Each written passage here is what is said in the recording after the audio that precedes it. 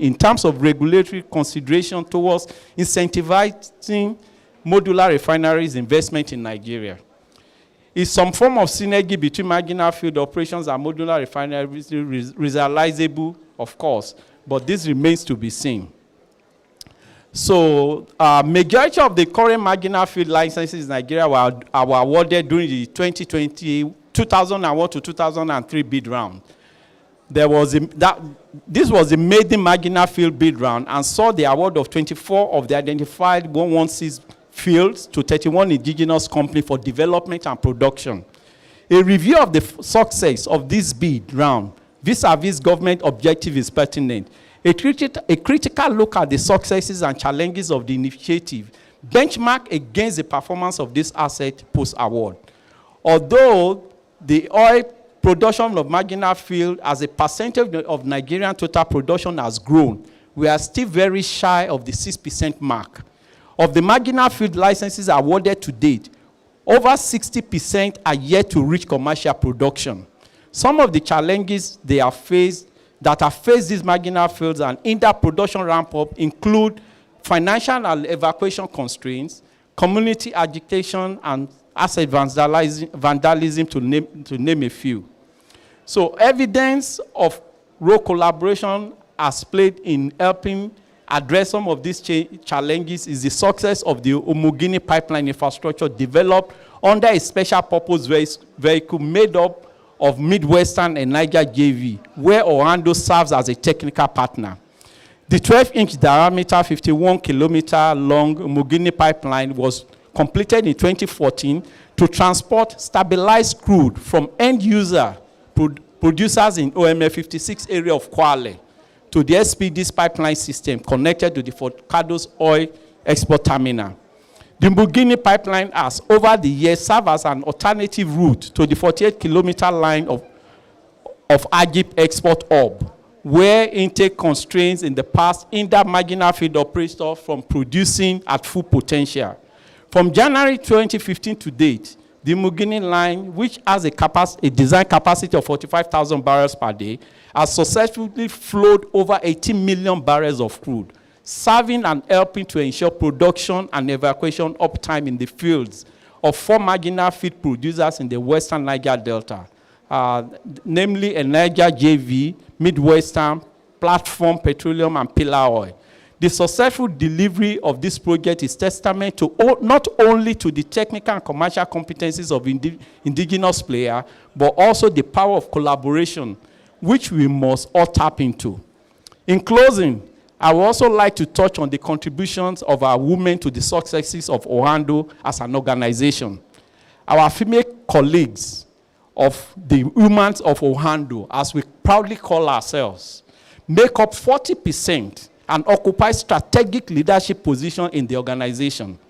The women head several functions, namely Petroleum Engineering Department, Legal, Corporate Governance and Compliance, Corporate Communications, and Procurement Services. The company The company commits to continue to create the right policies and an enabling environment to ensure our women thrive, fully develop their potentials, and leverage their capacities. So thank you very much. Thank you very much. Please, let's give him a more deserving round of applause. So if you have women occupy 40% of the employee listing in an organization, that's a very good one.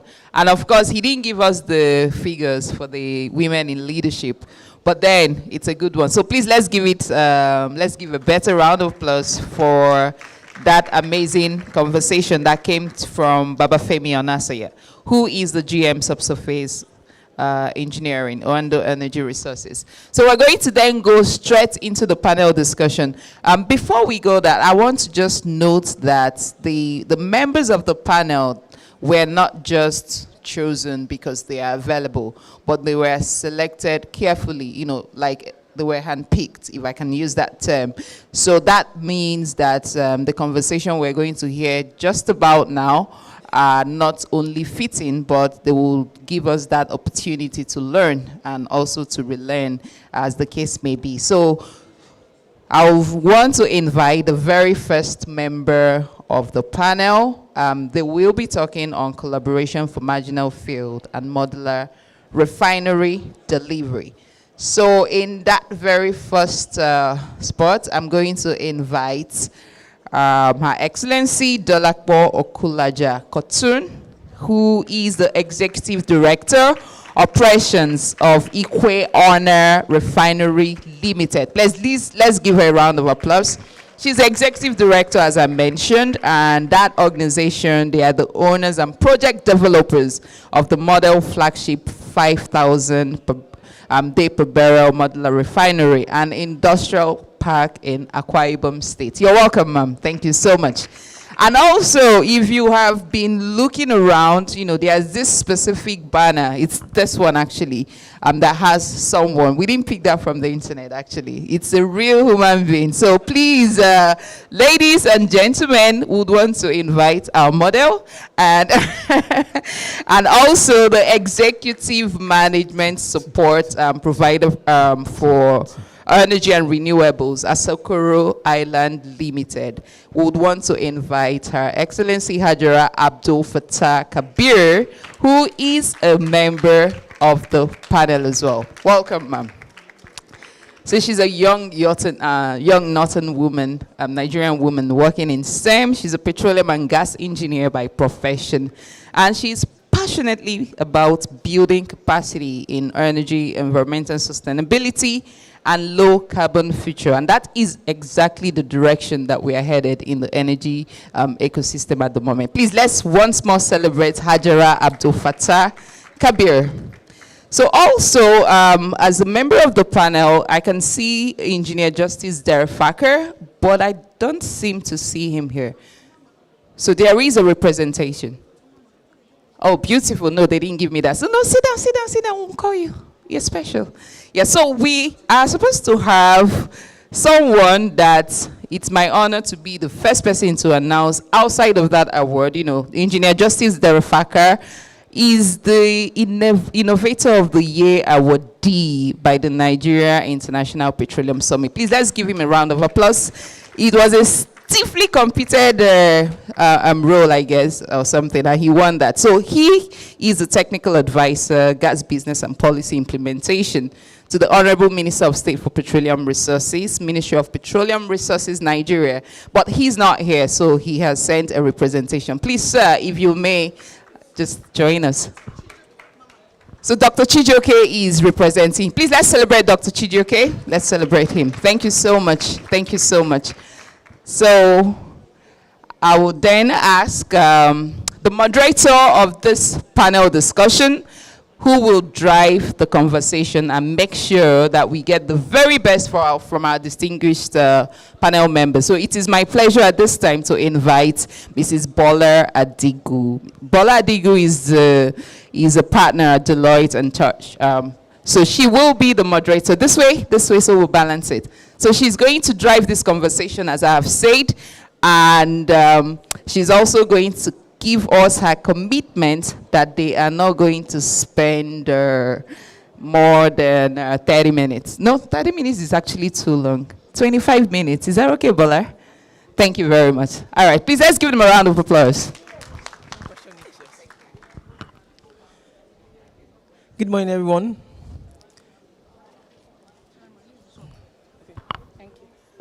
Good morning, everyone. Again, my name is Bola Adigu. I'm a partner at Deloitte, and I head the Energy and Resources team for financial advisory across Africa.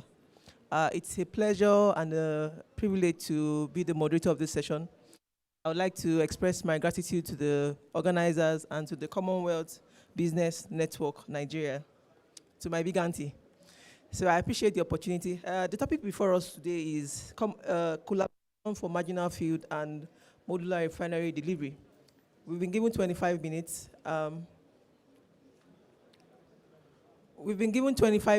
So we'll try to do justice to the topic within the time that we've been allocated.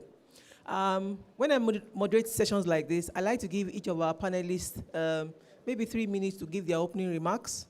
And then on the back of that, I would ask maybe 1 or 2 questions, depending on how much of time we have, and then open it up for the audience to also ask questions. So I'll just go very quickly for opening remarks. Can I start with Mrs. Dolapo?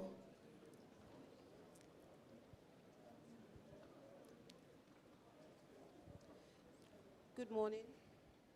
I wasted three. He said, hello. Okay, good morning. My name is Dolapo Okulaja Kotun. I'm the Executive Director of Ikwa Ona Refineries. We're based in Akwa Ibom.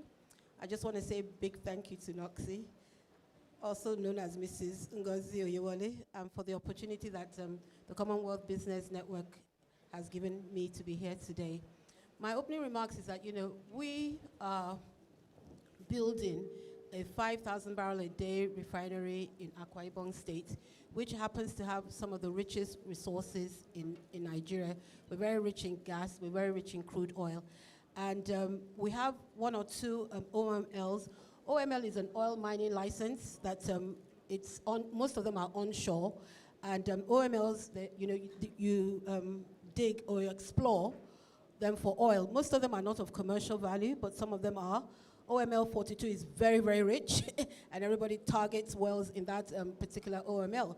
But that's not the only OML. And I feel that it's very, very important, especially for our domestic refining capacity, to actually be more proactive in getting OMLs into a commercialized state. And that as a modular refinery owner or developer, whether modular or conventional, I believe that we need to collaborate with the ones that are already existing. And then going forward, the government should actually give modular refinery license holders or conventional license holders the first refusal to be able to bid for modular refineries around them, because having easy access to feedstock is very, very crucial and critical for our business, because without crude oil, we cannot refine. And if the crude oil is too far away from us, the cost of production increases. So I think it's very, very important and very vital that the current OML license holders, because there are about 16 modular refineries coming up in Delta State. We're the only ones in Akwa Ibom. There are about 2 in Bayelsa. There's already one running currently in Imo State, one in River State. And modular refineries, they are here to stay, and we need to collaborate, and the government needs to be more proactive in enhancing our ability to get crude oil. Thank you. Thank you very much. I'll go to Jara for our opening statement. Good morning, everyone. Thank you very much for having me. Good morning, everyone. My name is Hydrocarbons Abdul Fattah. And before I start, I would like to thank the CBWN for inviting me here and also making me the face of the event. And a special thanks to my adopted mom, Ms. Noxie. She's been really helpful and really supporting. Thank you very much. As my colleague, Mrs. Zalapo, has explained the need for modular refinery and also the collaboration with marginal field. It is very important because, as we can see now, problems of insecurity, problems of lack of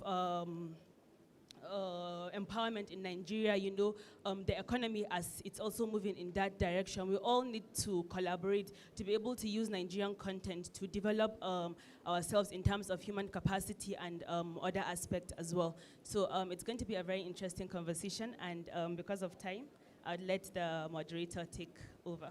Thank you, face of the event. I'll go to Dr. Chijioke for his opening statement. Thank you. Good morning, everyone. I'm Dr. Chijioke Mama. As earlier said, I'm representing Justice Derifaka, who is the TA to the Minister of State for Petroleum and who is unavoidably absent. My company is called Miracop Nigeria Limited.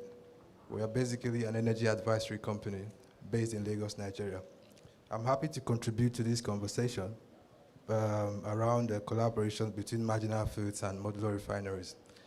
Summarily, modular refineries provide direct solution to the problems faced by small E&P companies, particularly around deliverability.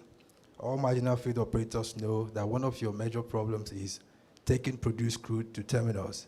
It costs a lot of money, you're exposed to a lot of risk, you don't have control over the pipeline infrastructure and its security.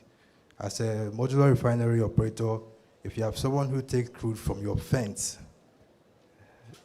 as an E&P company, if you have an off-taker who sits at your fence, then a major aspect of your problem is solved. It saves you cost, it eliminates risk as well. And that collaboration is so critical because the problems of modular refineries, as she said, is feedstock supply. The problems of small E&P companies is export. So even though the guideline for the establishment of hydrocarbon processing plants in Nigeria has a provision for government to facilitate at least 60% of the feedstock required for modular refineries, but that's just 60%. You know, you need affordable and reliable access to feedstock to run profitably and effectively. So I see a lot of areas for synergies. That guideline as well provides for treatment of refinery companies as preferred bidders in the allocation of oil blocks. So in that regard, small E&P companies are usually worried by the ease with which they can replenish their reserves. And if you're given a preferred bidder status by virtue of direct or indirect participation in modular refineries, it goes a long way in enabling you to acquire additional assets. Those are the basics I see, you know, in the collaboration. Thank you. Thank you very much. Thank you to all of our panelists for the opening statements, for their opening statements. Again, our topic is collaboration for marginal field and modular refinery delivery. Because of our time, I would ask one question each. And I'll start with Mrs. Dolapo. I noticed that you... Oh, Mrs. Kotu. Okay, I apologize. I noticed that one of the things you had mentioned in your opening statements was around feedstock, securing feedstock, especially for marginal fields. What do you recommend as strategies to address this concern, putting into context the nuances of the Nigerian oil and gas industry, the infrastructure challenges that we sometimes have in terms of stable production, pipeline availability? So how do you suggest that we can address this feedstock supply challenges for modular refinery operators? Over to you, Ma. Thank you. Thank you. Thank you for the question. And it's the mic. Can I have a different mic? It's on.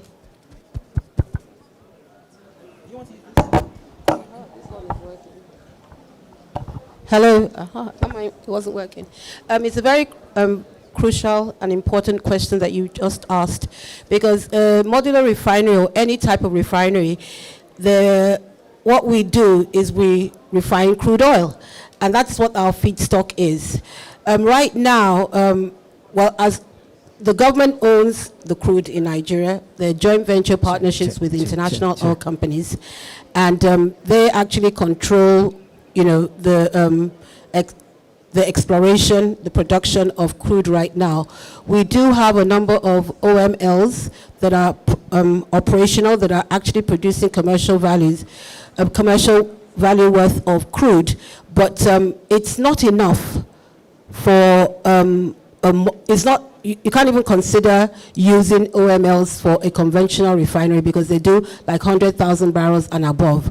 And modular refineries are the solution for sustainable development of our refined products need in Nigeria, because we're cheaper, it's easier and faster to get to market with a modular refinery, and a modular refinery can be localized. So therefore, you know, if you have a modular refinery, there's so many benefits.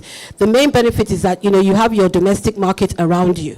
So it's not a matter of somebody importing PMS from Port Harcourt and having to truck it all the way to Kaduna, all the way to Owerri. But if you have localized modular refineries, they will, first of all, supply the domestic demands for PMS and for AGO and jet fuel and kerosene, whatever the products that they are refining, because you can produce a myriad of products from crude oil.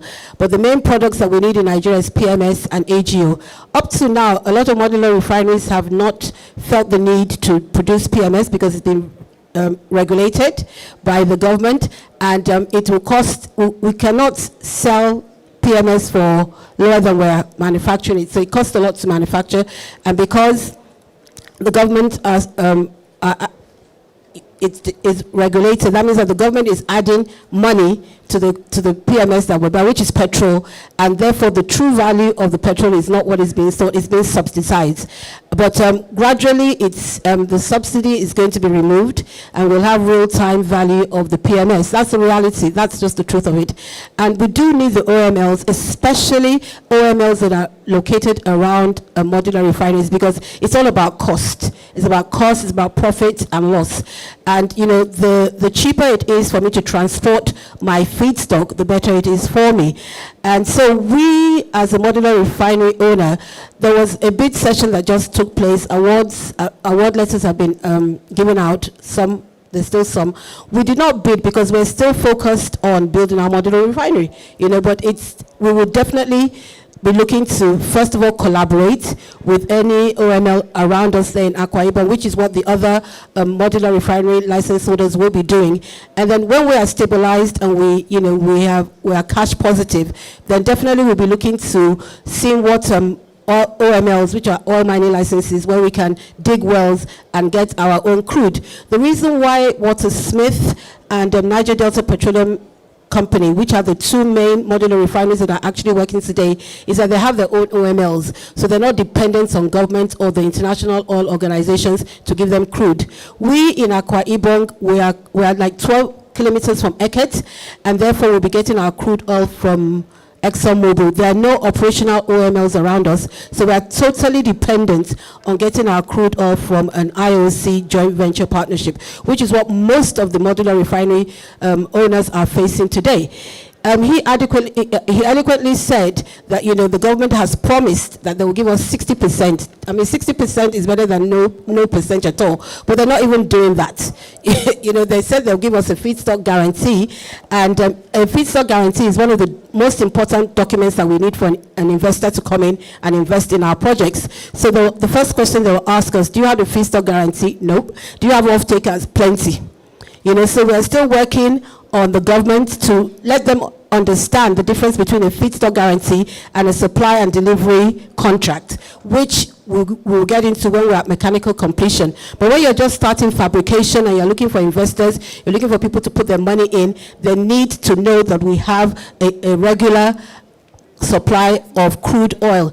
So we had to form an association last year, which was called the Crude Oil Refinery Owners Association of Nigeria. I'm the vice chairman of that organization. There are only two women, in the industry, myself and one other woman. So I was made the vice chairman. Actually, I'm passionate about modular refinery. I'm passionate because I know that in Nigeria we need to increase our domestic capacity. We need to stop importing products. We export our crude oil at $60 a barrel, and then we import PMS, which is the petrol that we put in our cars. We import AGO, which is what we use in our generators, and we use it to generate power. We import kerosene and jet fuel. It's not supposed to be that way because there's no value. We export 60%, $60 a barrel. We import at $2,500 a barrel. It doesn't make sense. And the products that we even import the quality is bad. Is really, really bad compared to what we could be producing in Nigeria, because Nigeria has one of the best crude oils in the world. Our sulfur content is very, very low, and considering the United Nations, there's so much talk about environment, keeping the environment clean, reducing the carbon footprint. Nigeria has the best crude oil. In Akwa Ibom, we have the best. It's Akwa Ibom oil is the best. They look for it all over the world to refine. And so we really need to increase our domestic capacity. We're asking the government to give us a portfolio of crude that will be just for domestic production. And once we can do that, the hope and the prayer is that not only would we satisfy the consumer needs of the population around us, and we're like 200 million people, and the average Nigerian family owns about 2 or 3 cars. So you can imagine the amount of PMS. The average Nigerian home, even if it is, I find past my neighbor, they have generators, so we still need diesel and all of these, products from the crude oil in the country. So we need the government to continue to help us. They've actually started listening. The COVID-19 pandemic, which is a black swan event that nobody looked for, nobody asked for, and it was, the government now has set up a steering committee for the establishment of modular refineries, and I'm happy to say that, finally being supported by the government, and with all the collaboration, the new OMLs and the other explorations that are going on, I think that we have a very good opportunity to actually increase the domestic capacity and to secure our energy in Nigeria. Thank you.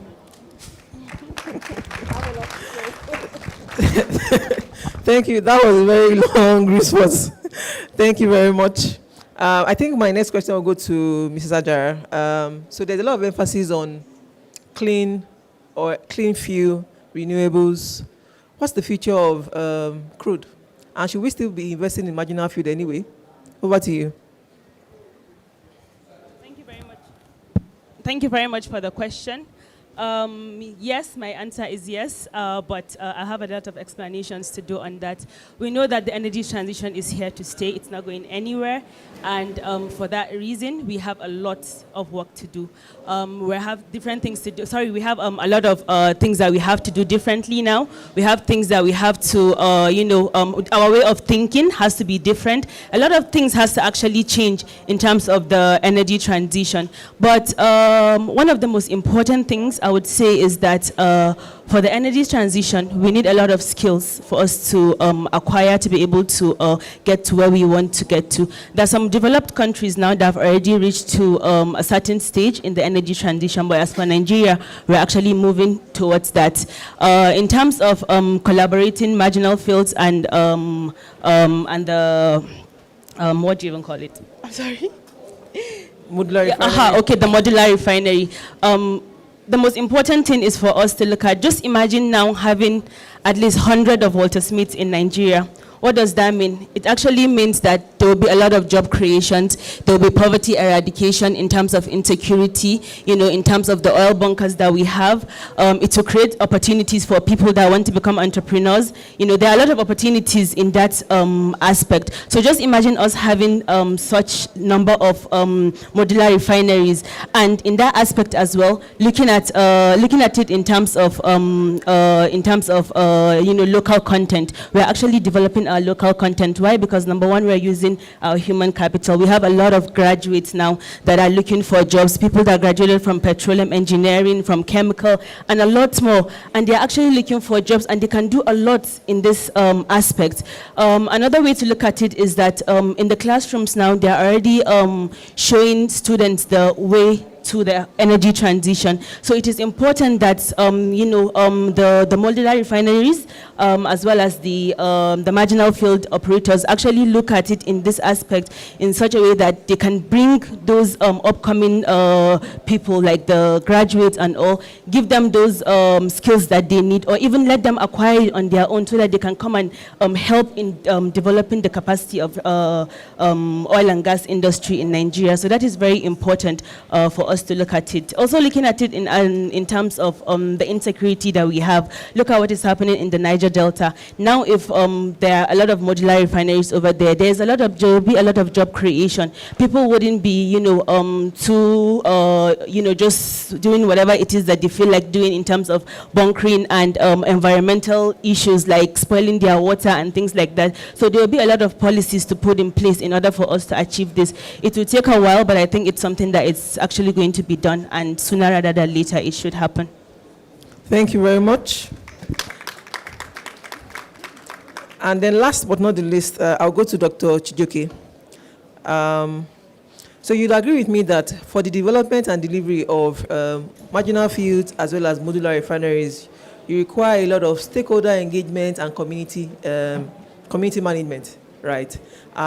What in your view are the strategies that should be employed to ensure an optimal stakeholder, project owner or business owner synergy, such that you're able to deliver this project optimally and for the benefit of both the community and the business owner? Over to you.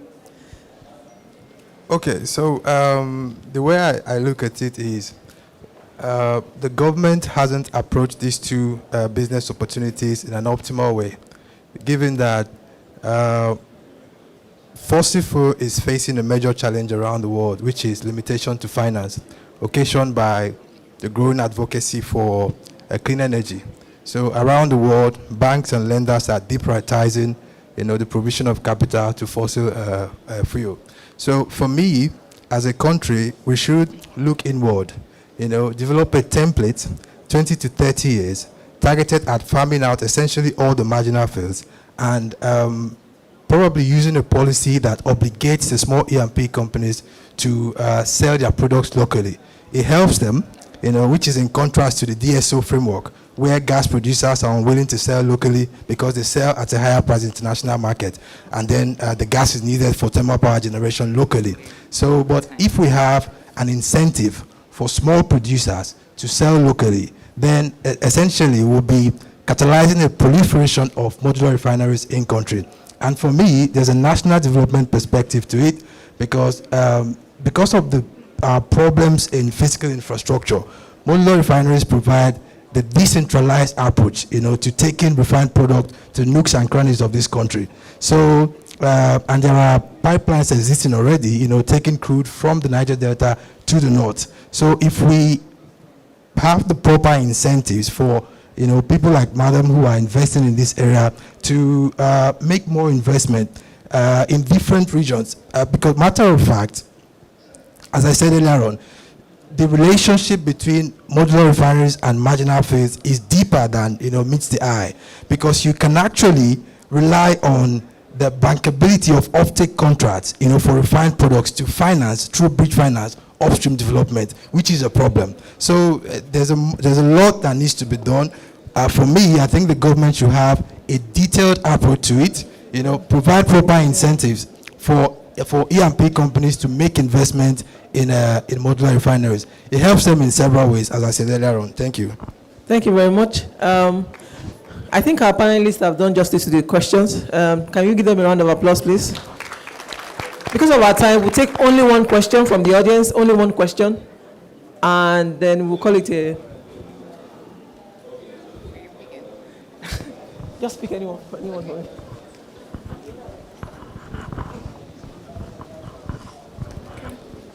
Thank you very much. My name is Ekomawa Alfred. So my question goes to the first speaker. I listened to you talk about getting the OML from government, collaboration, and everything in Akwa Ibom. But you didn't mention anything about your policy on environmental sustainability. So my question is, if you get this license and you start this production, or you collaborate with Exxon, what are your best policies that you're looking at to sustain the environment? Thank you.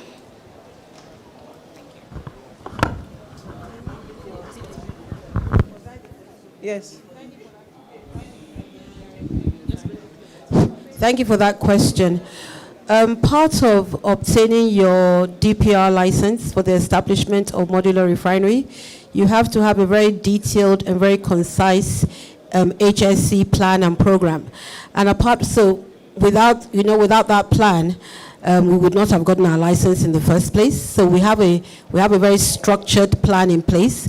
And apart from that, we do have a CSR, which is a community service program, where we will go into the communities and help them, whether educational-wise, medical-wise, health-wise. So without having that plan, we wouldn't.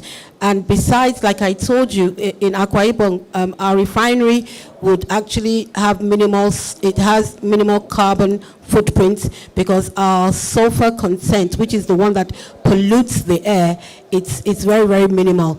But the fabrication of our plant has taken that into consideration. And we don't have any waste products in modular refinery, because you continue to recycle. Thank you. Thank you very much. I think we can call the session a wrap. One more time, can we give a round of applause to our panelists? Thank you again. Over to you. Thank you very much. Please, let's give a better deserving applause to our moderator and the members of the panel. And thank you so much, distinguished members of the audience, for giving them your maximum attention. Thank you so much. So please just stand together for a moment for a group photograph. All right.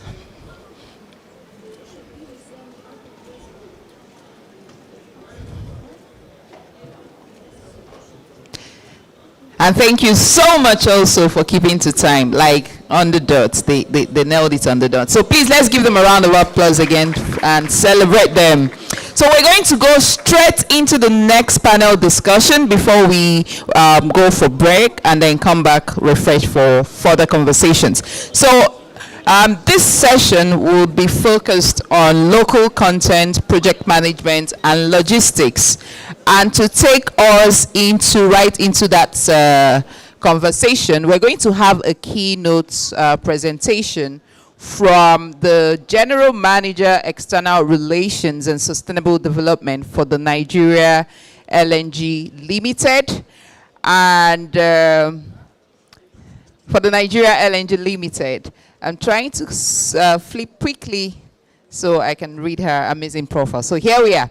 So the keynote presentation for this panel discussion, as I mentioned, will be presented to us by Ayana Fataya Williams, who is the General Manager, External Relations and Sustainable Development of the Nigeria LNG Limited. She has over 30 years of experience. That's just a decade older than me. Please, let's celebrate her. Let's give her a round of applause. Thank you. Of working experience, most of which have been in leadership positions in various industry sectors, including oil and gas, banking, security, printing, and manufacturing. She joined LNG in October 1997 and has held several management positions in LNG. Prior to her appointment as the General Manager, External Relations, she managed various other functions, including HR, responsible for policy, services, industrial and employee relations, commercial sales, administration, and all. She's an alumna of the University of Lagos and Leeds Metropolitan University. She has a bachelor's degree in computer science and a master's degree in corporate governance.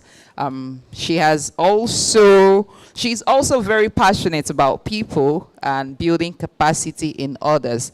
No wonder she was brought to give us this keynote speech. So we are very ready to be built and also very ready for our capacity to be upscaled. So ladies and gentlemen, if you're not tired yet, which I know you're not, please let's give a deserving applause to Ayana Fatai Williams.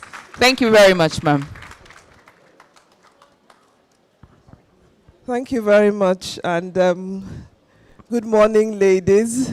What an array of lovely-looking, radiant ladies. Forgive me to move this a bit. I'm just a bit nervous that it might drop. So when I'm through, I'll put it back. Good morning. I did have a set of slides, but maybe I didn't send them. I'm not sure if I did. Okay. But I'll start talking anyway. The topic this morning is an interesting one.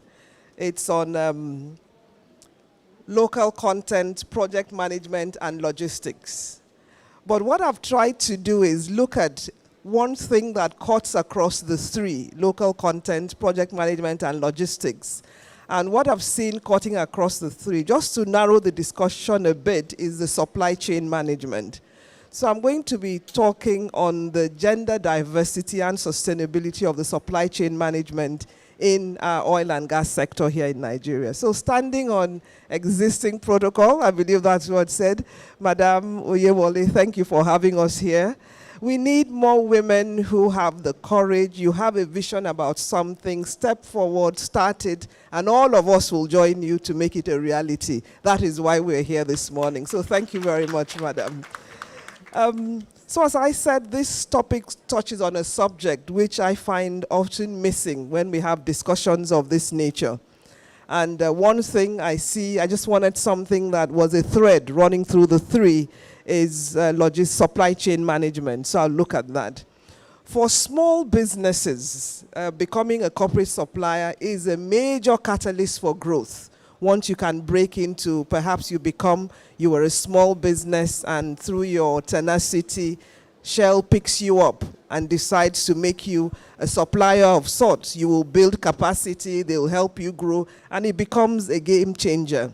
So it increases everything, your financial stability, it opens doors to other clients. Just having on your CV, company CV, you are a supplier to Shell. I'm using Shell as the example. NLNG does the same thing. I believe Exxon, Chevron, all the IOCs, Total, ENI, all the IOCs do the same thing in helping build local capacity. Today, breaking into that corporate supply chain can be difficult, particularly for women. When you look at the relatively small number of businesses, particularly women-owned businesses, who have broken into this exclusive club. So gender-responsive procurement or gender diversity in the supply chain is quickly becoming a global business imperative.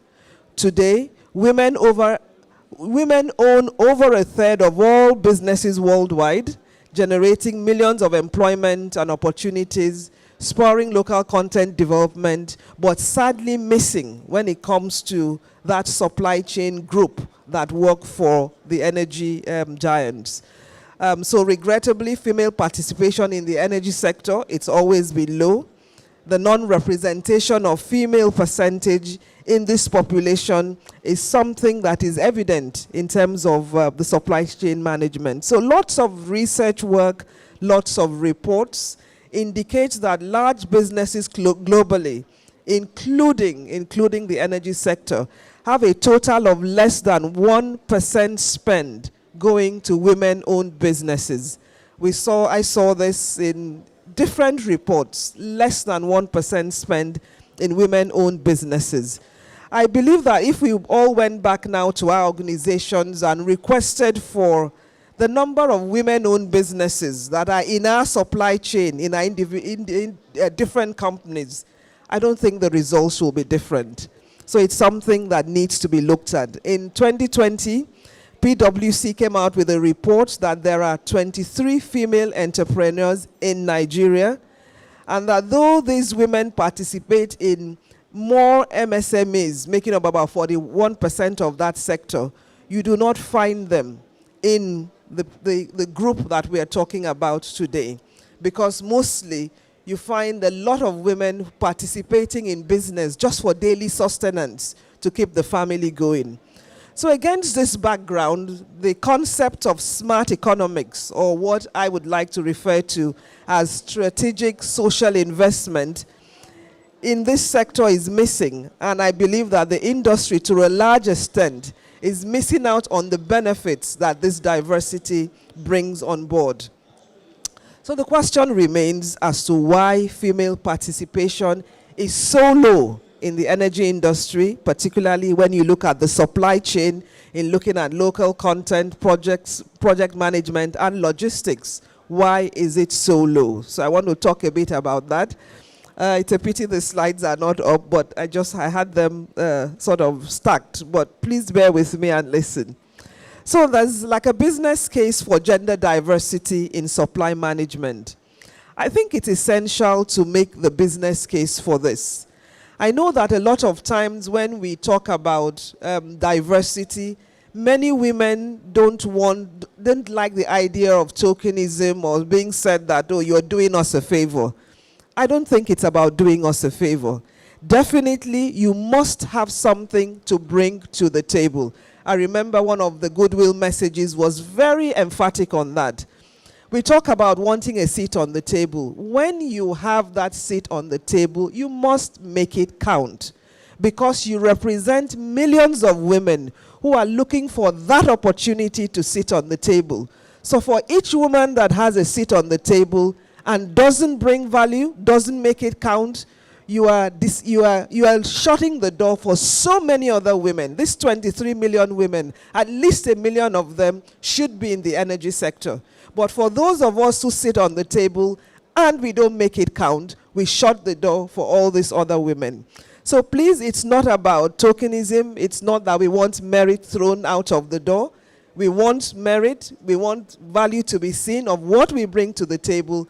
But when we get there, we must make it count. So why should businesses commit to more gender diversity in their supply chain? I think the first reason I mentioned smart economics, and that's simply something you put together to allow the creation of business opportunities for women. As women make up a larger percentage of entrepreneurs, an expansion of the supply pool to include them is an added benefit, both to the sector and to the country as well. Because these businesses will contribute definitely to creating employment and to our GDP. A 2015 McKinsey survey found that approximately 34% of companies who had diversified their employee base by engaging with women-owned businesses actually reported a positive impact on their profitability. And this was this was brought out in a report by the National Women Business Council in 2015. So I don't think you can get it better than that a McKinsey does a survey and comes out with the fact that the diversity, the gender diversity, actually impacts the bottom line. So there's a case for this to happen. I think this means that investing in this sector or this group has the potential to give back, not just to the organization, but to the larger society.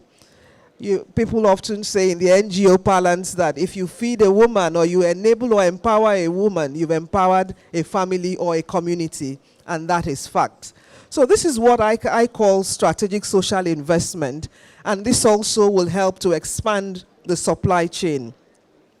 I think secondly, on branding and reputation, it's also proven that if we know that there's a business that's woman-owned, it's a woman's business, a lot of women are likely to, maybe from sentiment or I don't know, but research has also shown that women will patronize businesses that are socially responsible and gender-friendly. A lot of people will subscribe to these businesses. So putting in place gender-inclusive supply chains is beneficial to an organization's brand and to the larger society.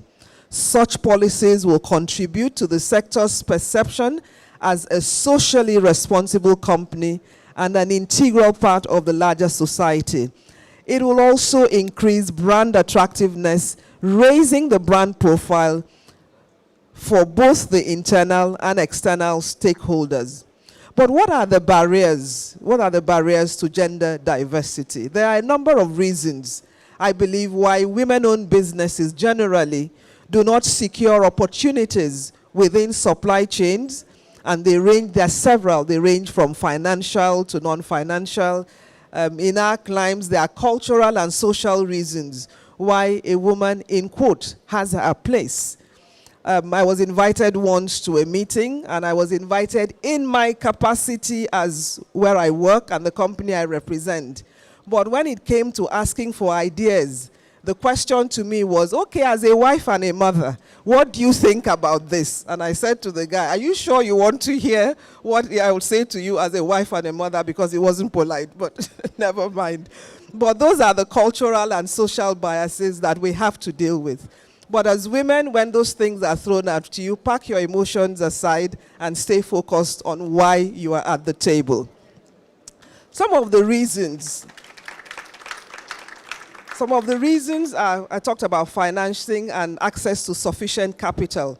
Women often start their businesses with less capital and also have less access to financing due to various reasons, including you were looking for collateral, socio-economic, cultural norms, discriminatory practices, unfortunately, institutional bias.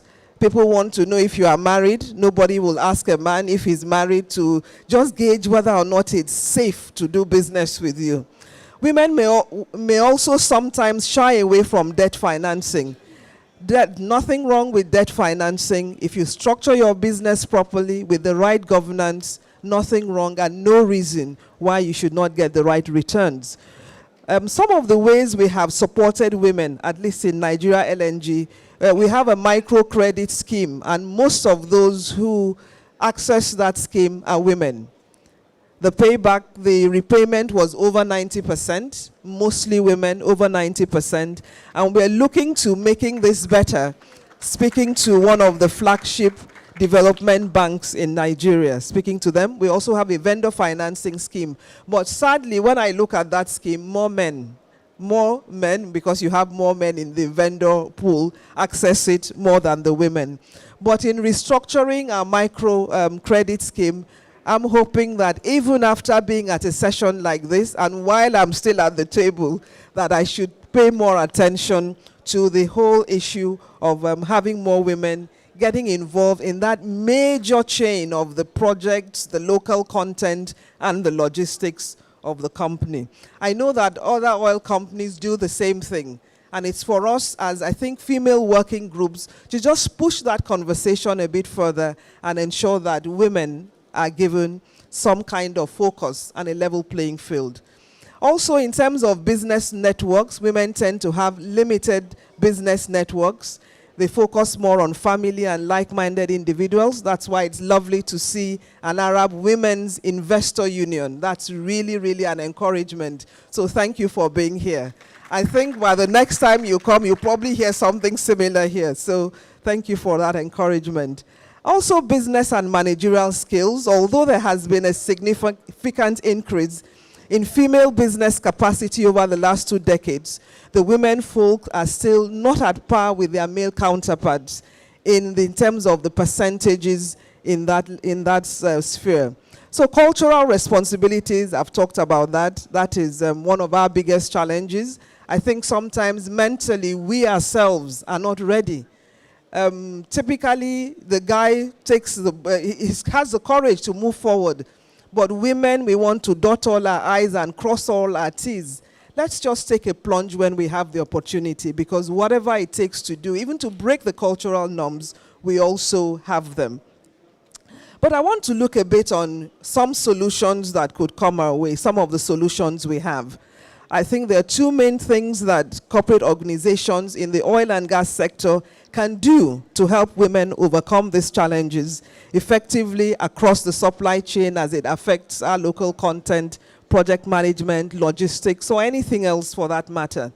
And that's one of them is on strategic resourcing, increasing access to social networks, I'm sure many of you would have heard on some recruitment drives abroad where it's just focused on gender, where they want female-only recruitment. That's done. We hope that someday we'll have that here.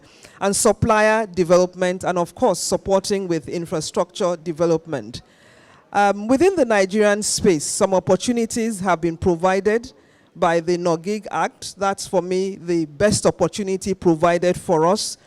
Although the Act itself is not specifically targeted at women, the provisions of the Act provide opportunities which women can take advantage of. I think the board took what is probably one of the most significant steps, one that should address low gender participation in the industry. If we look 10 years from now, hopefully, in the industry, as it affects local content. And when you talk local content, it's the entire value chain, whether it's projects, logistics, engineering, whatever else, by setting up the diversity sectoral working group. We had Madam Alero speak to us, give us a goodwill message.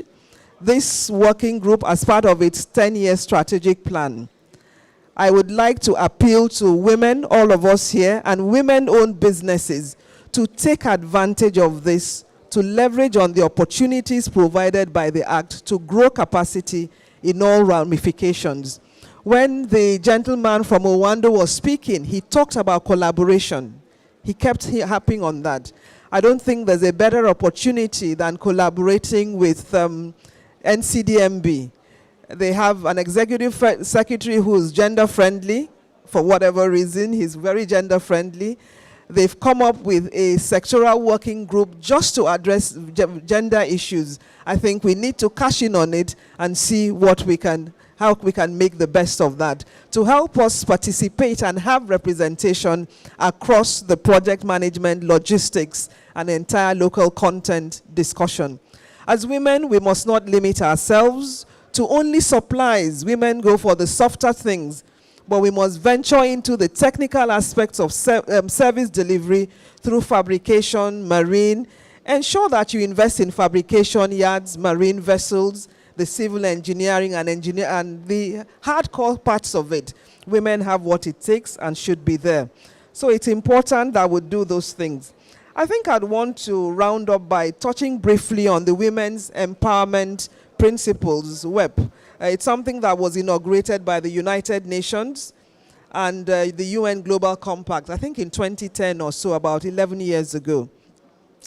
The Women's Empowerment Principles, it outlines a clear framework for companies to intentionally promote increased female participation and ultimately gender diversification in the business network across the supply chain. I think it would be nice to know that many corporates, perhaps many of us, have signed up to it, but how well we are living up to the tenets of WEP is a different story. What they look at, the commitment includes high-level corporate leadership, ensuring gender diversity in that, treating all women and men fairly at work, no form of discrimination, employee health and well-being, and so on. And there's a particular one, number 5, enterprise development, supply chain, and marketing practices across the industry supply chain. So please, I'd like to say, let's cash in on this. Let's introduce it to our sectoral working group to see how they can make this happen, and ensure that in doing this, we also tap into the organized frameworks that help to support women businesses. Let me just close in saying that in Nigeria LNG, for instance, we have established and embedded our D&I policy and principles, and we are very proud that we have strong and competent women leading in different groups across the 6 trains that we have. 3 of the core technical departments that touch on our LNG production are headed by women, the trio of Tolu, Mavis, and Chisholm, production support, LNG contracts management, and commercial shipping. Not too many women in shipping, but 3 of these women core, because they tend to see women like us on the softer side, but these are core to our production. We have other women in corporate communications, learning and development, in several other areas, but still not enough. So this thing is to get us, as many of us as are willing, to just step forward and do it. So for me, a call to action is required in the supply and demand part of the sector. Demand in the sense of a clear need for corporate organizations to key into gender diversity in their supply chain for increased sustainability and efficiency, while on the supply side, to ensure that there is a clear presence of female entrepreneurs to fill this gap. I would like to thank you very much for your time and for listening. And I hope that when we leave this network, when we come back next year, God willing, we'll actually have positive stories and examples to give of female representation where it matters in the oil and gas industry. Thank you. Thank you very much, Madam N.I.P.S. Williams, the GM External Relations and Sustainable Development for the Nigeria LNG Limited. Please, let's give her another round of applause. Thank you so much. And we apologize for the challenge that we had with beaming your presentation. A sincere apologies for that. Wow, it's getting hot in here, isn't it?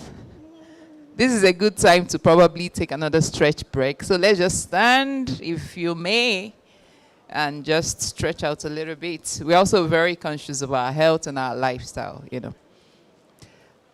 All right. So while we're doing that, you know, just stretch out as much as you can.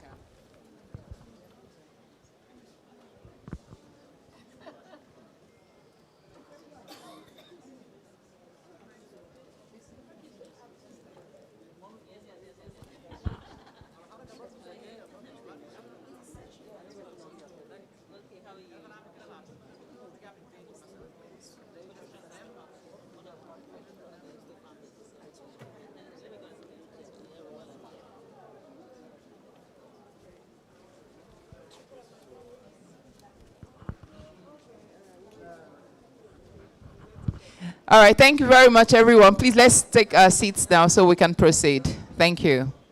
You've been very amazing members of the audience, and I am deeply thankful for your rapt attention that you've paid so far.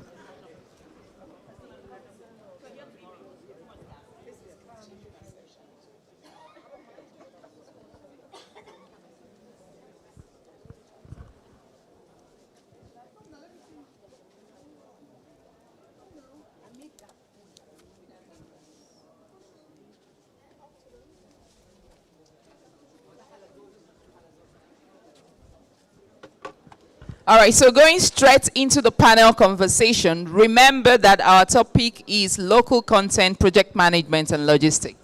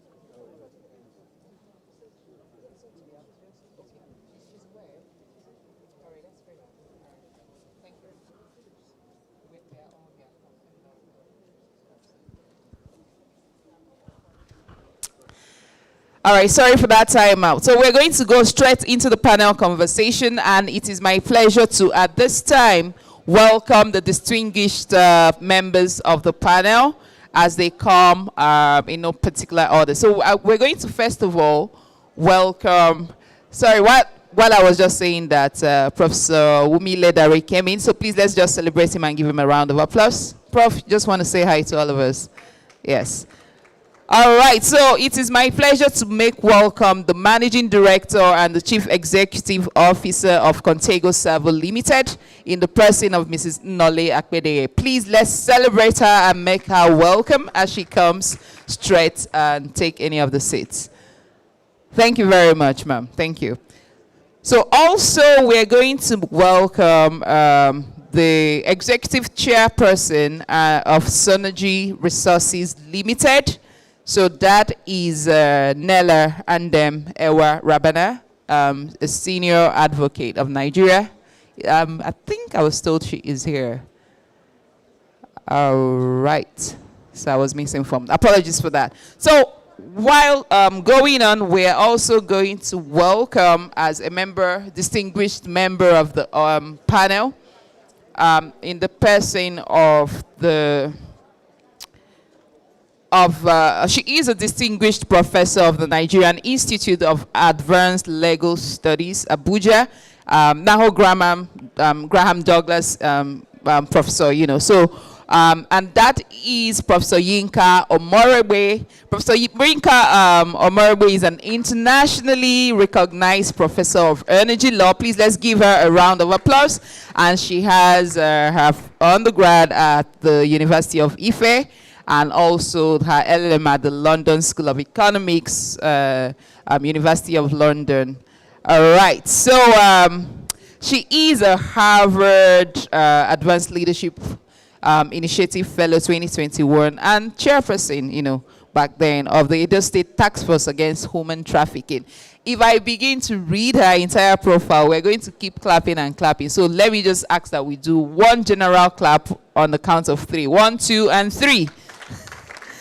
Thank you very much. It's also very important to note that my current organization where I work, she was also there.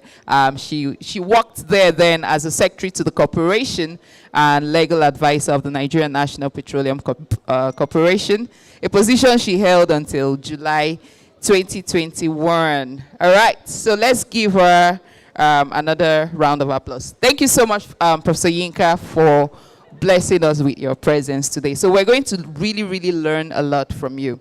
So also moving on, I would want to also ask, sincere apologies, one of our panelists had an overlapping schedule, so she's going to join us in the panel 3, and we'll also get to hear her very, very distinguished thoughts. So at this point, I would want to welcome to drive this very short but very, very impacting conversation. I would want to welcome the chairperson of the National Association of Energy Correspondents Nigeria, and who also is a senior broadcast journalist for Channels Television, in the person of Mr. Olu Phillips, Channels Television, to drive this conversation. You just go forward for the camera, the next seat, so we don't have the empty spot. Absolutely. So Olu, we're going to give you 15 minutes. Then you can take probably 3 minutes. So that's 18 minutes in all. So when you see me stand and come back here, that means your time is up. So let's go. Thank you very much, Olu. Please let's give them a round of applause. So good afternoon, everybody. I wasn't sure when you said 15 minutes for me. Is it 15 minutes for everybody? Or okay. Just to be clear. I think while I worked in here, the first thing that crossed my mind was to say that just merely having this conversation or having this session on the back of the N.I.P.S, the fourth N.I.P.S, is something that says so much to a success already to what the women are trying to achieve. And I think for that, you all deserve a round of applause. Because it's like the last speaker said, you're either rolling on the back of other CEOs, as it were. That's the narrative. And we are in Africa, for instance, and sadly, one of the very points that inhibits what women actually represent is culture. For instance, if you look at the 36th state of the Federation, how many women do we have in the capacity as governors? It doesn't make them any less intelligent, any less brilliant. The heads we have here and what they've achieved is indicative of the progress women have made, and I think we need to begin to say that loud, and you don't wink in the dark. So this is an opportunity, and I think we need to always take advantage of such opportunities like this. So I will just go over straight to the conversation as regards local content. And I would like to start with Prof. And just to ask completely in the workspace as regards local content, how much have we seen, what's the pushback in having the kind of participation and women stepping out, taking the best foot forward and actually going for the big wins? What did you notice?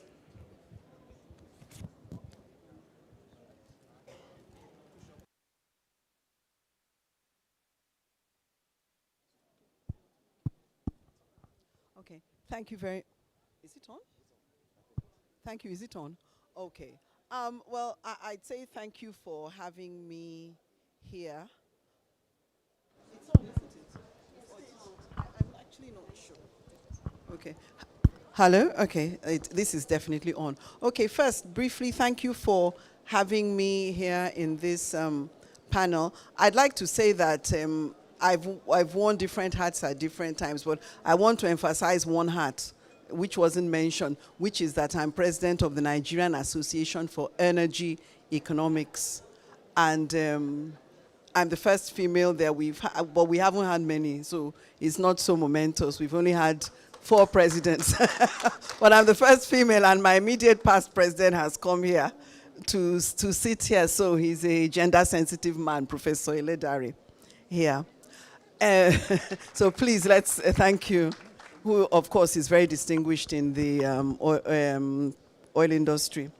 I'd like to say that the problems of women are sort of many. I mean, people talk about the cultural problems. I want to say that first, a lot of the problems are global. So even the problems that we're talking about that are cultural are there. But then again, when you look, there have been very, very many studies that have been done. And so I want to say that there are certain things that we ourselves can address.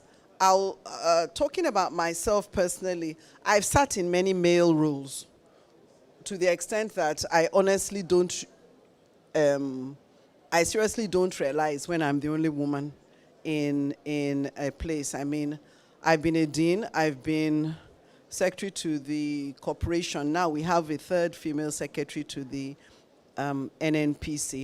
I've been Attorney General. Attorney Generals are mainly male, although you have 2 here. Nella is not here, but they are not very many. You find that women, for whatever reasons, aren't always in the top position. But I'm happy to say that it's changing. We're very often found in the vice position. And so you'll find that even politically, they're trying to say, oh, make the vice everywhere a woman. And I say actually it's injurious to us. It's not positive to us, because the woman that tries to be the chair will be kicked in the teeth because vice has been kept for her. So I think that the speaker spoke really excellently, and I really think that she raised all the different issues that come in. But when you're talking about local content and you're talking about working in the business world and actually going out and bidding and working in a very functional way, you'll find that the social aspects come at you very, very much. It's not an area that I have worked in. I have worked in the consultants area or in the management area. But from talking to them, a lot of the social things come up. One elephant in the room that often comes up is sexual harassment. And many people will not talk about it, but it is a reality, and women are confronted with that. I would say the business women are confronted with that to a greater extent than other people. I would say some of the other points, the social and cultural ones, including questions that border on rudeness. You know, isn't the money from your husband sufficient for you? What's happening to the children? What's your business in the first place? We really, but you know, it's easier for me to say it sitting in my office or wherever. But the person that's asking for a job cannot easily tell the people to just, you know, jump in the lake, frankly, which is what they should be, you know, should be doing. So those are some of the things that they have to work against. And my advice to those people is essentially what I found works even in the managerial space. Ignore them. It's better to act as if the people have not spoken, but maintain your relationship. Ignore that insolent question. Talk about something else, laugh it off or whatever, and then continue to maintain whatever it is that you have come there for. Ignore the whatever it is that is a distraction, and try and preserve the relationship if you can in that way. It actually can be done.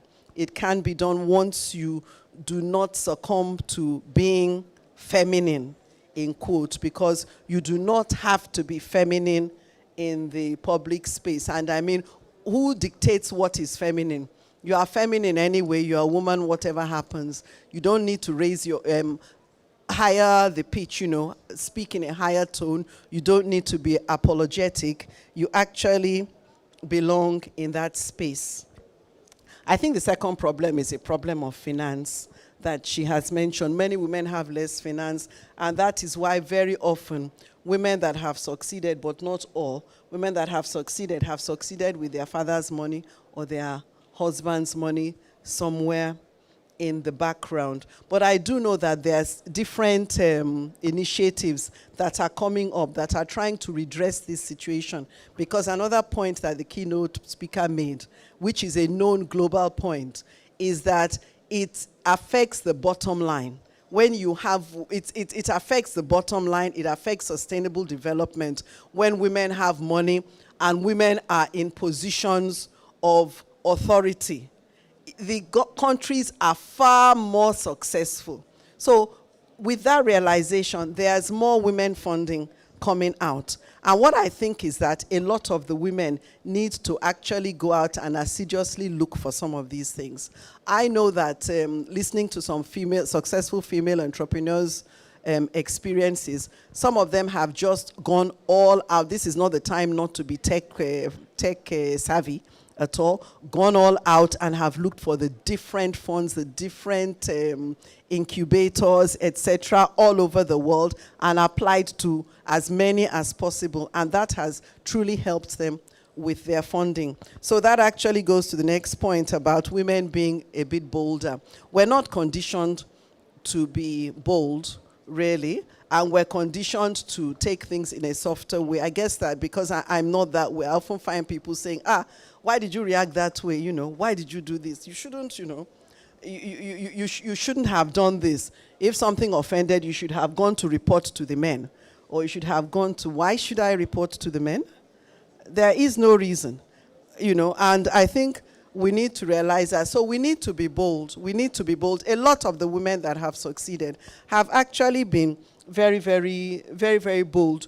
You know, when you're talking about local content, you'll find that first, we don't have the levels that we should have. So generally in Nigeria, we should really, really be working on that, particularly now that the terrain is changing, the global terrain is changing, and there is a shift that's occurring. We should be very, very much in the forefront. We're also risk averse, you know, like you mentioned. And when the keynote speaker spoke, I thought about that yes, you find that many women don't want to borrow. But how are you going to make money? If you listen to the men and you watch them, they are not risk averse, the ones that want to move forward, because they can see the destination that they're going to. And that is what, you know, that is what they really are aspiring to. So there are many things in society that are militating against us, but there are many things inside us that are militating against us. We have to actually work at what there is within us, work against that to make sure that we harness our strengths and let our strengths come to the forefront, and we fight against being self-effacing. We fight against pushing forward our strengths and talking about how great we are. We need to be able to do that. Usually you have to coax women out before they start telling you, I'm this, I'm this, I'm this. Actually, I've done this, I've done that. The man has told you all his own and has finished before you even tell him one or two. We need to realize that there's not that virtue when you are in the public space. You need to come out and tell it as it is. And if people are not saying it, you need to be able to. We need to ensure as well that we do not give in to certain things. There is a tendency, like again, the speaker talked about being asked one ridiculous question when she was in a panel as a professional. You know, there's a tendency tied to that to ignore the woman completely. So you often have to make sure you just get yourself into that space. You don't always have to wait to be invited into the space. So we really, really have to be bold. Now, in the oil and gas space, as I was sitting here, I thought to myself that actually there are a few women who, I remember when I came in and started my research and my work here nearly 40 years ago, there were people like Mrs. Onyegbula, I don't know where she is, Victoria Onyegbula, who retired but well, I pray. She's in Lagos. They were there, and of course there was Chief St. Anthony. But one thing I want to say is completely break and dispel that false myth that is propagated by women and by men as well, that women do not assist themselves or like each other. I don't think it's true. There are, quote, bitchy men in the same way they are bitchy women. And if you move around, you will know that. But these were darlings. They were lovely, lovely women. I mean, lovely, lovely women. And I will say that generally speaking, once you are polite, and I think we probably are a bit more touchy about being polite, women, but once you are, I don't really see, I have not found that this myth about women not liking each other has any merit. We need to come together, and that's why I think this is a great network, the Business Women's Network. We need to come together and harness our strengths, because as we know, the combination of our strength is far bigger than the addition. It's in multiples. It's in multiples. And so I think that's what we will need. I don't know whether we have any local content, Nigerian content group for women. We do have, because it's so essential. And so I think with this, I will yes. Stop and hope I've contributed to this. Quite brilliant. Thank you. It would be a right place to give her a round of applause, but we'll just move quickly because the all right, MC so thank you very much. So while the conversation was going on, one of our panel members that I had earlier announced had an overlapping schedule, decided to prioritize this one. So please, let's give her a round of applause as I welcome Ms. Chidima Obi, who is the founder and CEO of Dindo Energy Group, as well as the managing partner of the law firm Rubicon Legal Partners. Please, let's celebrate her and give her a round of applause as she takes her seat. Thank you very much. I'd like to be sandwiched. That's fine. Okay, you're welcome. I'll just allow you to catch your breath. While she was speaking, some of the, so to speak, maybe myth that has been around and being tossed around workspace, the home front, the society, the political circle, was popping up in my head, and one of it was the last point you made, which is that it is often believed that women are the biggest enemies of themselves. So how many in the management, I see some people, so in a management team, for instance, of 5 people, can we have 5 women as top management members and they sit successfully and discuss on a board of a company and stick to professionalism? Is it possible? Definitely. Okay. So while that may just be an intellectual exercise, we have to also look at that and superimpose it on reality. That's one. 2 would be, at what point was this narrative written? Especially when you talked about what women, the pressure they have in them to be, to take a step backward. When was this narrative written? Well, if you look at the array of people we'll have here, they've already broken the glass ceiling. So the projection from this meeting should be having this meeting alongside those who need to be pulled up or pulled along so that there'll be that transition. The good thing about this meeting is that it's on record so that those who will listen to it can understand, because generally you are like the icebreakers. So you have succeeded, you've seen what it means to be on the other side. So the issues about culture, the issues about segmentations are no more the challenges. So I said that to lay a little foundation to ask about local content. Now, energy and infrastructure, for instance, has been identified if we look at on the future of hydrocarbons and all of that, meaning that a template has been created to say this is a new frontier opportunity where people can go into, and it's not name-plated to say men. So Nigeria LNG signed SPAs yesterday with 3 indigenous companies for the first time to take LNG, bring into the market domestically. The 3 of them were all men. And probably all the management, did you say unfortunately? So perhaps all the management team and those people coming together to look for all the funds and go to the lenders are all men. So if that space grows and we have a big LNG market, for instance, domestic LNG market, it will be dominated for a long time by the male folk. So that's an opportunity. What do you see from your operations and when you peep into the future of what this kind of conversation can lead us into, ma'am? Okay, thank you very much, Olu, and thank you to the Commonwealth Women's Business Network for having us here. It's always good to be in a gathering of women. I would like to properly introduce myself. I'm a fellow of the Nigerian Society of Engineers. I'm a fellow of the Nigerian Institution of Civil Engineers.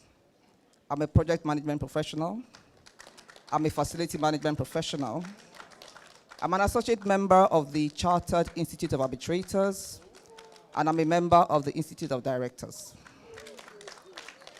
I am a past president of the Association of Professional Women Engineers of Nigeria. So I was the 13th president from 2014 to 2015. I'm a member, one of the original members, founding members of the Women in Energy Network. So I'm into working with women, and I'm into supporting women and being supported by women. Now, I worked for 25 years in Shell as an engineer, construction, project management, planning, auditing, and then I retired voluntarily at the age of 48. Getting pushed out. Yes, because I wanted to see life from another perspective. So I'd been sheltered in Shell for 24 years, earned good money, and had all the Shell clouds to cover me. And I decided to take a deep plunge into the unknown in 2014. I retired towards the end of the year, started my business, an engineering, fabrication, procurement organization, I thought, when I first started. And it's been quite a journey. It's different when you are sitting on the side of IOC than when you are actually the contractor bidding for work. I didn't know the enormity of work and effort I had to put into actually preparing and submitting bids to start with. And the number of bids I had to submit before I got one tiny job. But I'm slowly but surely, moving up that ladder. And I'm thankful to people that have helped me along the way. A lot of women who own their own businesses who have supported me. And even the men, especially in Total, a lot of the men that helped me in procurement there, I did a lot of procurement work in Total, who have actually supported me and said, okay, madam, just try. Yes. So we have to try. If you don't try, you will never really succeed. Nothing ventured, nothing gained. You got to venture. And you have to be prepared. Like Alera was saying, when preparation meets opportunity, then you have success, isn't it? But you have to be prepared. You have to continuously reinvent yourself. I didn't get all these accolades overnight. And to tell you the truth, it was last year, my husband, of blessed memory, said to me, Nolly, most of the contracts or the cases that go into arbitration and ADR are actually engineering type, cases or engineering type contracts. Why are you not a member of CIAB? And I said, well, you are chartered now. Why do I need to bother myself? He said, no, you go and do it. So I started the whole process of being a CIAB. This year, by the grace of God, I'll be the MCIAB. And I'm not stopping until I become a fellow. So you have to reskill and constantly, improve yourself. Innovate. Move out of your comfort zone. Be ready to volunteer for all those high-powered jobs. Put yourself out there. Be ready to expand your horizons. Sometimes in a bid to destabilize me, even in Shell, I gain knowledge. I had an expatriate boss when I was a very young engineer. I'm a civil engineer by training.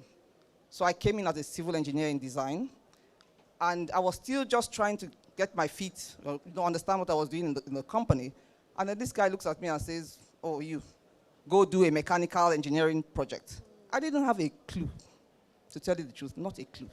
But I decided that this time, I will learn this thing and I will disgrace this man.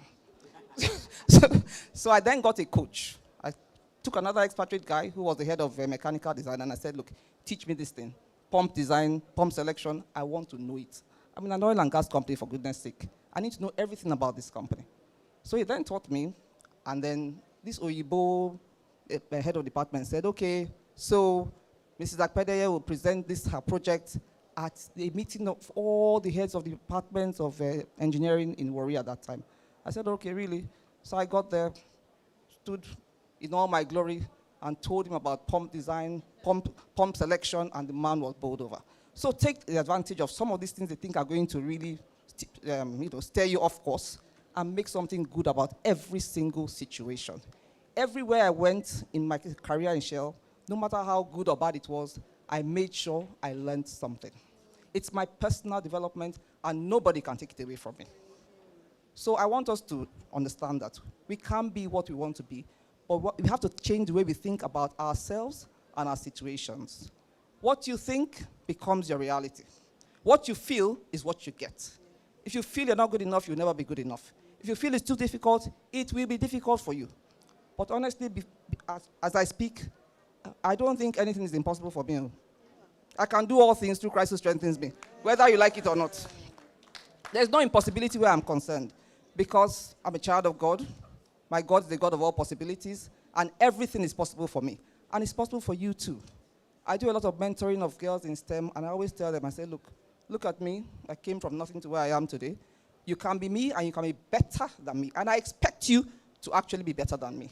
But we, as the mature community of women, need to be able to support each other and support the younger people. There's no backbiting and fighting where I'm concerned in anything. Olu Phillips. If we are 5 of us on a board of directors, and we're all women, we will make it work. And we will achieve much more than the men will ever achieve.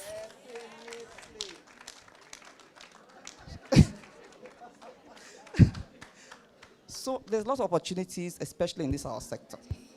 But we have to be wise, we have to be smart. 10 years ago, oil price was like 100, 110 Brent crude. Today is $60, $62 per barrel. So things are becoming tighter. We're asked to do a lot more for less or with less. So we have to be sharp, we have to be ready, we have to be confident, and we have to be bold, put ourselves out there. There's absolutely nothing that's impossible for you If you think it, it's not impossible. If you believe it, you feel it, you go out there, you will be it. Yes. Thank you, Olu Phillips. So at some point, I thought I was listening to a pastor, listening to... So when I like that particularly about Nigerians, when it seemed like, you know what, you think you can intimidate me, my God will intimidate you. So, and it does happen for us. So pardon us if you're not from this climb. I mean, it has worked for us. I mean, if it's a good road and we have traveled it, we'll travel it again. So we will do all things through Christ who strengthens us. Interestingly, I was wondering, the idea around what a woman needs to do, where she needs to be, that has been conferred on them by who I really don't know.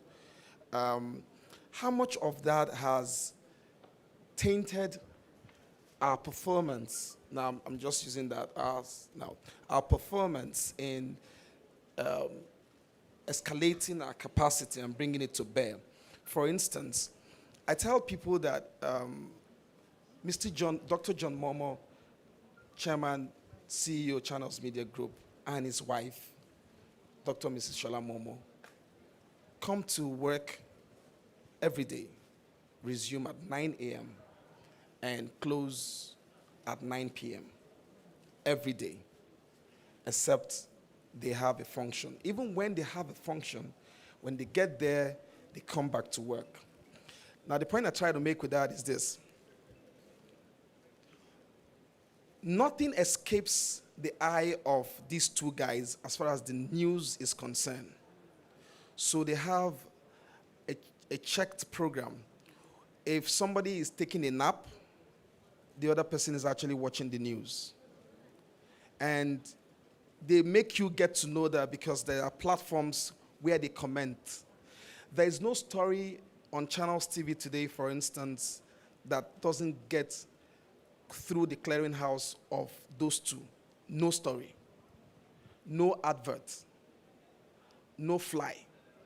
And it's not just passing through that clearinghouse. It has to be vetted, especially by Dr. Mrs. Shola Momo. And she's not just vetting to say, oh yeah, okay, go ahead. No, she's making meaningful contributions. And most of us, I particularly, most of us even prefer our work passing through her clearing table. Because even before you say anything to her, she's already waiting for you at the other end. And it's a case of, is that all you have to say to me? So you decide whether you want to really say yes or a no. But telling lies is not part of the game here. And when she asks you that question, be guided to know that she already knows. She only wants you to be bold, even if you had made a mistake. Be bold and say, this is why I did or I took this route. And she could call you over to her office and say, next time, do this, do it like this, do it this way, and it will come out nice. 9 p.m., the reason they leave the office 9 p.m. is because they need to travel all the way back to the island where they live in about 45 minutes so they can catch up with the 10 o'clock news. But whilst that is happening, right at the seat, in front of the seat where she's seated, is a TV plugged to her car, on her phone, on her tablet. So nothing escapes her. It's not because she wants to be a bully, but it's, for me, being meticulous at work. Now, not very many people know that. If, for instance, she doesn't come to speak at conferences like this and maybe talk about it. I was particularly impressed when you say, I need to introduce myself. So you could have sat very quietly, maybe at the end have a conversation. Say, okay, that's my card. Your card doesn't say everything about you. If you do not have a conversation, it's quite limiting. So I think we need to have constant conversations, constant review of programs like this. that allows people, for Christ's sake, the positions we have, were they handed over to us or we earned them? So if we earned them, we should be bold enough to communicate that to people, to say, if you study this and study this, this is where you will get to. If you do this and do this, you will get to this point. So it's not an exclusive preserve of anyone. And back to the culture thing in a few seconds before I can bring in Madam. Do you have a microphone, by the way? Okay. The culture thing, I make a very short joke about what happened in Anambra. Well, I shouldn't have mentioned. In one of the states, southeast states of apologies, please, but when some women stepped up to the plate to run for office, I was fortunate to be in one of the meetings where some of the bourgeois and the men, political bourgeois, were seated. I'll try to that in Igbo language. I schooled in the East, but so I can try to manage that in the Igbo language. And he said, Keifo na cho, why on a waji? What does that mean? It means, what's she looking for? If she becomes governor, do women break cola nut at events? So that becomes a total cast. It dispels what you are, who you are, and what you can achieve or what you can be. It's a case of reducing all of that to cola nut breaking. What's your experience, ma'am? And how can we get out of some of the things you've experienced? You actually asked me whether Igbo women in Igbo land, whether women break cola nuts. Is that what you want me to answer?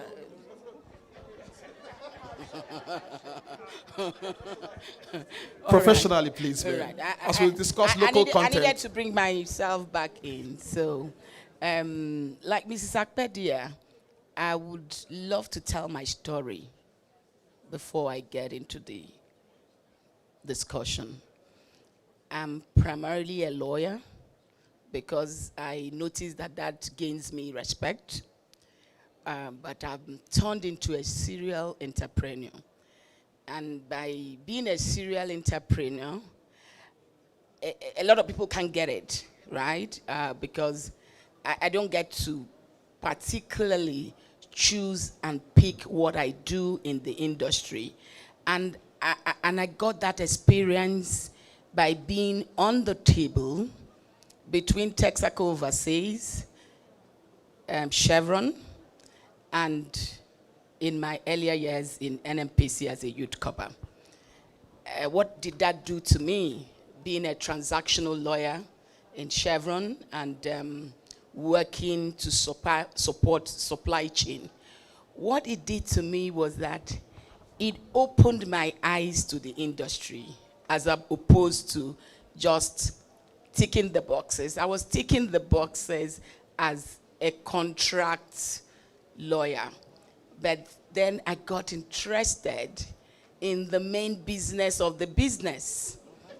And so when in 2013, like Mrs. Akpedia, they dangled a package to leave in front of me. I was 45 plus, and you know, how it is, growing up in the industry, my friends were the older ones. And I look at them when they retire and what they've become. I really didn't like it. And so I made a point that, and after reading Robert Kiyosaki, that I'll retire young and I'll retire rich. Everybody around me knew that story. And so when that package was dangled in front of me, I just said, I didn't have kids early. I can't tell my story without my kids. And I just had my daughter, and she wasn't even up to 3 months old. I was in 1 week to ending the maternity leave, and everybody was speaking. They are going to give a package. They are going to give a package. And I went to the general counsel and I said, did you put my name there? Even though I was not readily prepared, though, but I was sucking myself up. He said, Chidima, no, don't say that. You know, you don't want your boss, he doesn't want to make me his enemy by putting my name there. And they called me and said, oh, they wanted to have a discussion with me. And it was around appraisal time. And so my immediate supervisor, who is a white man that had put the fear of God in, said, Madam Chidima, can you come into the office tomorrow? And I said, what exactly is happening? He said, oh, no, it's about the PM. Ned wants to see you. I said, okay, my mom is leaving tomorrow. I will first take her to the airport, and I will come later.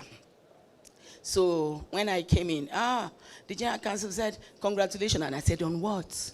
He said, you wanted a package, now you got it. And I said, okay. He said, open the package, look at the money. And I'm like, you can make up your mind later. And they gave you 1 week to make up your mind. By then, my mind was already made up, because I thought that I would go in and that it was a lot of money, right?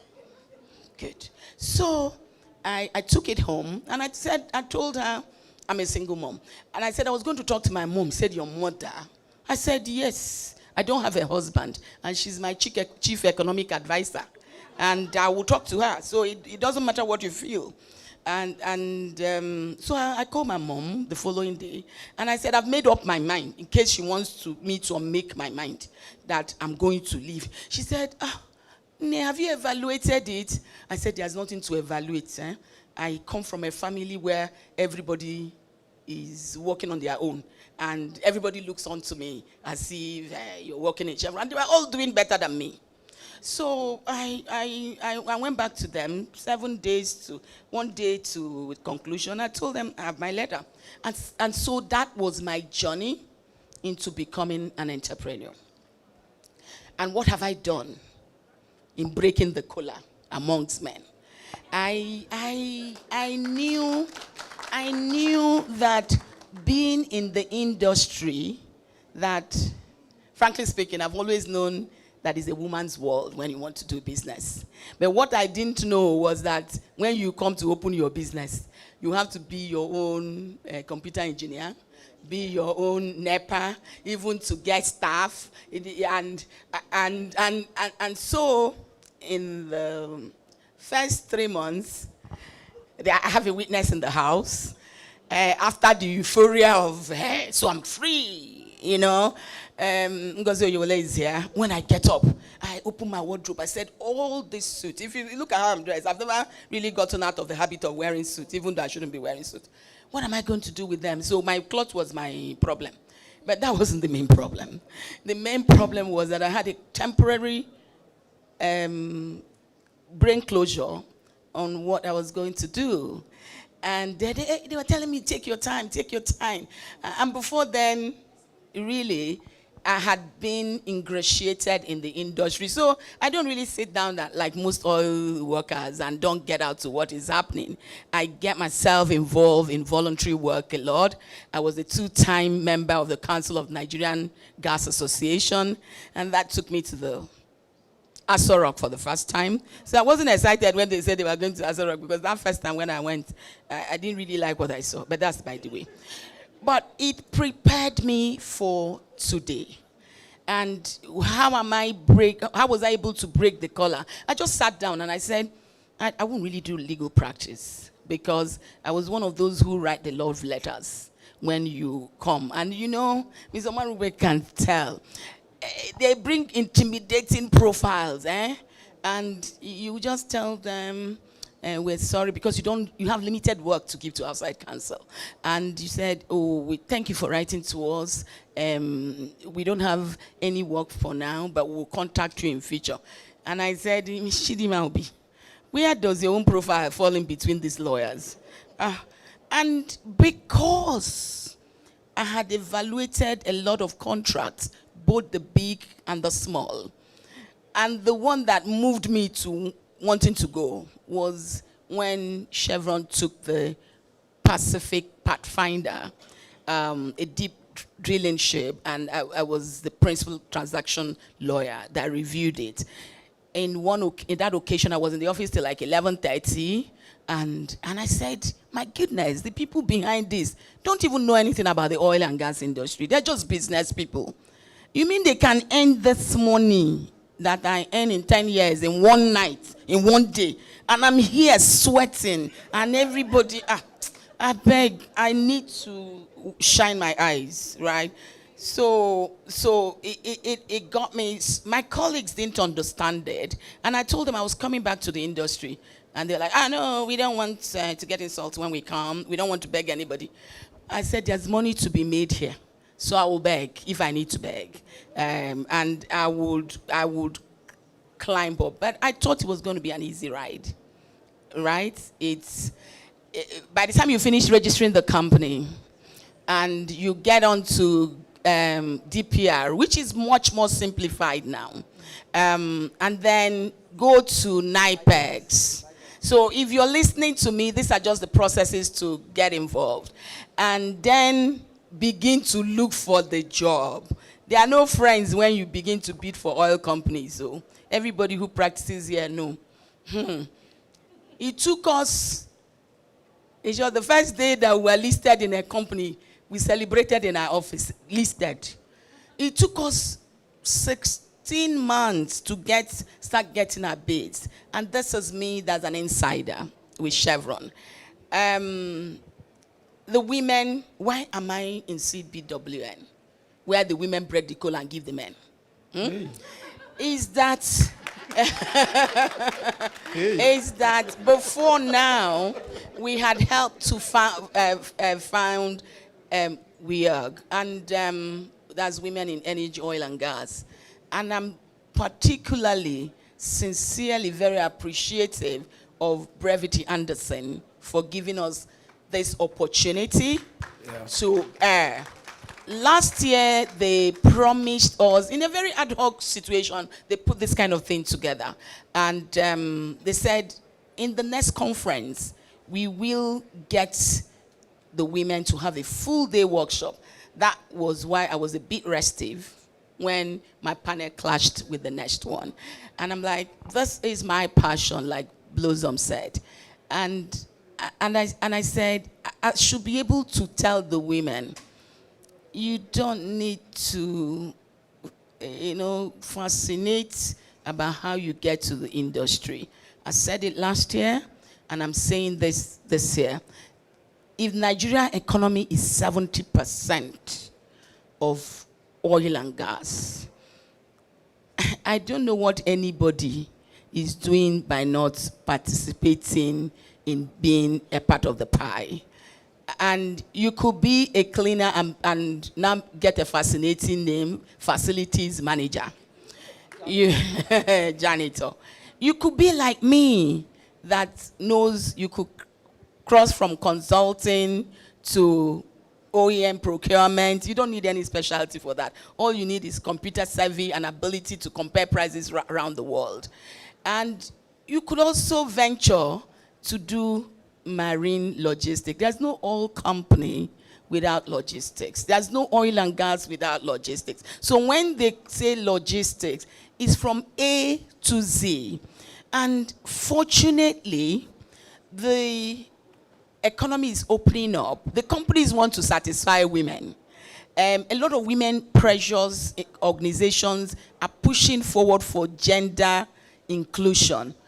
But that gender inclusion has to come with qualification. Nobody's going to hand it to you on the table. So, Mr. Moderator, we could take that cola in this industry and give it to the men. Break it, give to the men first, and it doesn't matter whether it's in Igbo land, it's in Nigeria.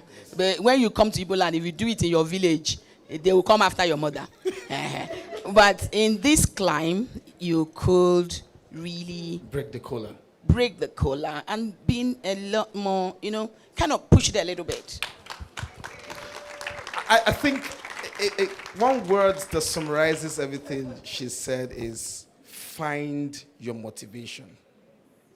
find what motivates you. Once you can find what motivates you, if you're good in being very friendly with the male folk, you could, not because you want to romance them as it were, you could get information that would help the next level of what you want to do. So just find your motivation. If it is in academics, if it's in fellowships, if it's in reading, whatever that motivates you to get to where, traveled along a lot of paths, the destination is the same. Thank you very much, everybody. At this time, I would want us to please give a standing ovation to our panelists. This was a very enjoyable panel discussion. Thank you so much, Olu Phillips. Thank you so much, Professor Marwe.